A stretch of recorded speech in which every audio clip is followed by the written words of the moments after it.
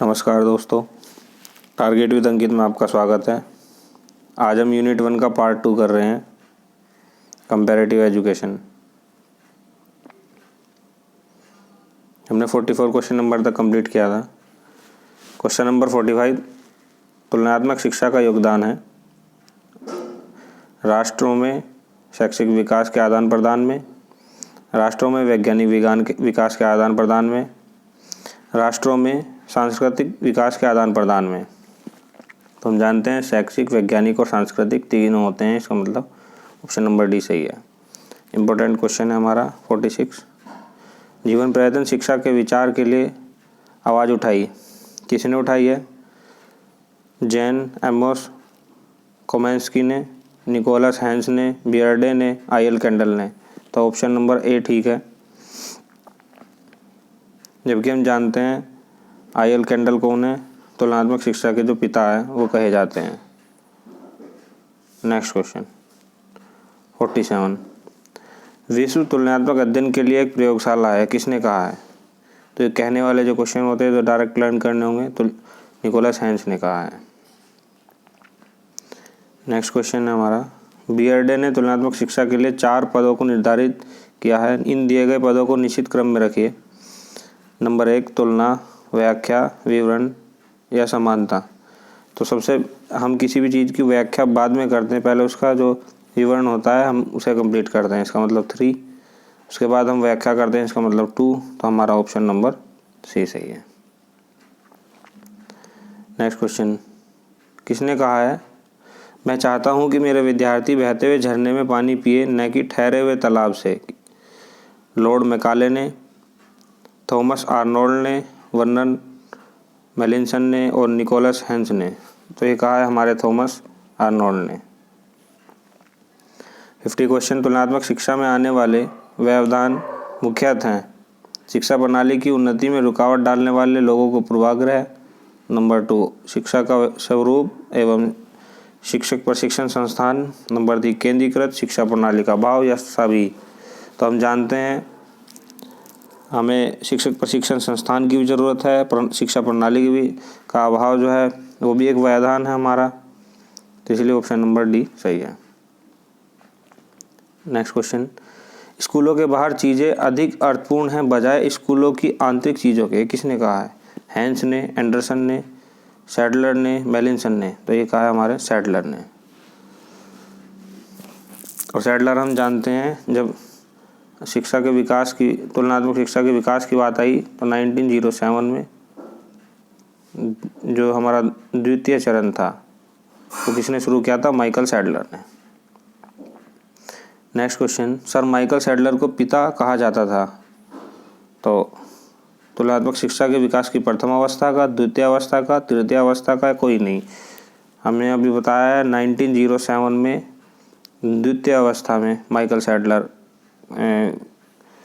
को माना जाता है।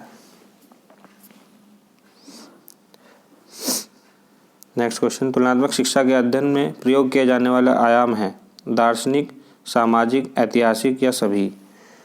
तो हम जानते ही हैं अगर हमें अध्ययन करना है तो हमें उस समाज का, ऐतिहासिक, आयाम, दार्शनिक तीनों का करना होगा। तुलनात्मक शिक्षा का अध्ययन क्षेत्र है शैक्षिक प्रशासन, शिक्षा के उद्देश्य, शिक्षण विधियाँ या सभी। तो ऑप्शन नंबर डी सही होगा। तुलनात्मक शिक्षा ने महत्व दिया है किसको? हम जानते हैं और राष्ट्रीय, अंतर्राष्ट्रीय, हर तरह के स्तर को महत्व दिया जाता है, तो यानी ऑप्शन नंबर डी हमारा ठीक है। क्वेश्चन नंबर 56, थोड़ा जल्दी करेंगे आसान क्वेश्चंस को। तुलनात्मक शिक्षा के डैश महत्वपूर्ण एवं व्यापक उद्देश्य हैं, ये हमारा इम्पोर्टेंट क्वेश्चन है। ऑप्शन नंबर ए 5 हैं। 5 हमारे महत्वपूर्ण और व्यापक उद्देश्य होते हैं इसमें। नेक्स्ट क्वेश्चन, तुलनात्मक शिक्षा ने शिक्षा का एक नया प्रत्यय दिया है जिसे कहा जाता है, क्या कहा जाता है? शिक्षा का निजीकरण यानी कि प्राइवेटाइजेशन करना, शिक्षा का भूमंडलीकरण, शिक्षा का केंद्रीयकरण। तो तुलनात्मक शिक्षा ने शिक्षा का एक नया प्रत्यय दिया है जिसे क्या कहा जाता है? शिक्षा का भूमंडलीकरण।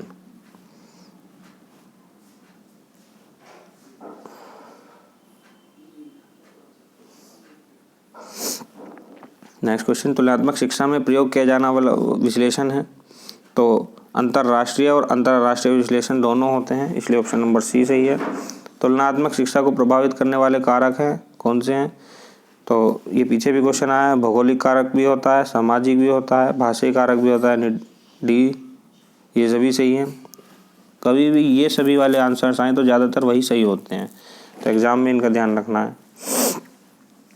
क्वेश्चन नंबर 60, वे कारक जो शिक्षा प्रणाली के स्वरूप को प्रभावित करते हैं क्या कहलाते हैं? संरचनात्मक कारक, कार्यपरक कारक, राष्ट्रीय कारक, इनमें से कोई नहीं। तो ऑप्शन हमारा ए सही है, संरचनात्मक कारक कहे जाते हैं। ऑप्शन 61 क्वेश्चन, शिक्षा प्रक्रिया को कार्यपरक बनाने के लिए उत्तरदायी कारक है। ये बहुत पिछला इम्पोर्टेंट क्वेश्चन था। तो मनोवैज्ञानिक कारक भी होता है, शिक्षण शास्त्रीय कारक भी होता है और तकनीकी कारक भी होता है, यानी ऑप्शन नंबर डी सही है। नेक्स्ट क्वेश्चन, किसी देश की भौगोलिक परिस्थिति प्रभावित करती है वहाँ की। तो हम जानते हैं किसी भी देश की जो भौगोलिक है, फिजिकल जो परिस्थिति है वो क्या प्रभावित करती है वहाँ की शिक्षा प्रणाली को भी, उसकी सभ्यता को भी, उसकी संस्कृति को भी, यानी कि ऑप्शन नंबर डी सही है। Question number 63 important question,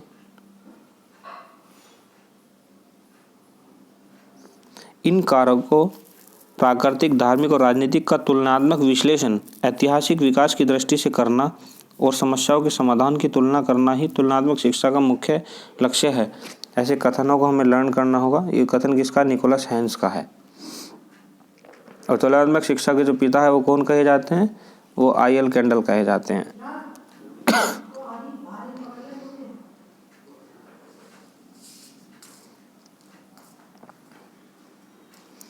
question number 64, तुलनात्मक शिक्षा के विकास की प्रथम अवस्था को कहा जाता है?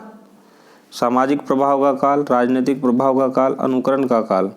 तो अगर हम पहली अवस्था की बात करेंगे तो पहली अवस्था में अनुकरण का काल माना जाता था।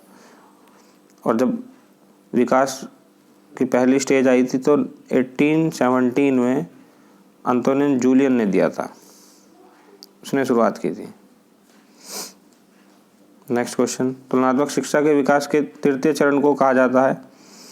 तो तृतीय चरण को हमारा विश्लेषण का काल कहा जाता है। और तृतीय चरण जो है 1950 में किसने दिया है? Z.F. बीयरडे ने दिया है। नेक्स्ट क्वेश्चन, राष्ट्रीय शिक्षा प्रणाली एक सजीव वस्तु है, किसने कहा है? ए माइकल सैडलर ने, निकोलस हैंस ने, जॉर्ज बीयरडे ने, इनमें से कोई नहीं। ऑप्शन नंबर ए सही है, माइकल सैडलर ने।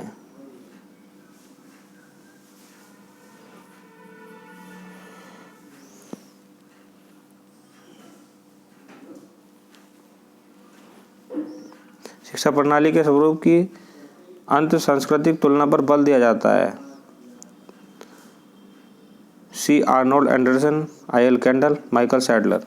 तो ऑप्शन नंबर ए सही है, लेकिन हमें जानना होगा आई.एल. कैंडल जो है वो तुलनात्मक शिक्षा के पिता कहे जाते थे और माइकल सैडलर जो थे वो सेकंड स्टेज जो हमारी 1907 में यानी शिक्षा के विकास की दूसरी स्टेज की जो शुरुआत की थी वो सैडलर ने की थी। 68 क्वेश्चन नंबर, तुलनात्मक शिक्षा का उद्देश्य उन शक्तियों तथा कारणों को खोजना था है जो शिक्षा की प्रणाली में अंतर उत्पन्न करती है, किसने कहा था?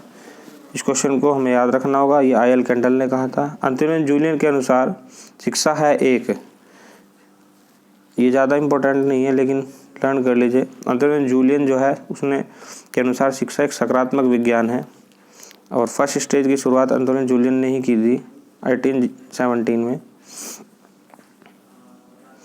मैथ्यू आर्नोल्ड थे एक, मैथ्यू आर्नोल्ड हमारे एक विद्यालय प्रशासक और एक कवि थे। विक्टर कजिन ने 1831 में किस देश की शिक्षा प्रणाली का अध्ययन किया था? तो देखिए ये लर्न करने वाला और एक इम्पोर्टेंट क्वेश्चन है हमारा प्रशा। जॉन ब्रिस्कम किस देश का निवासी था? तो जॉन ब्रिस्कम रूस का, फ्रांस का, अमेरिका का या भारत का? जॉन जो ब्रिस्कम है वो अमेरिका का निवासी था। और हम जानते हैं नेक्स्ट क्वेश्चन, क्वेश्चन नंबर 73, यह किसने कहा है?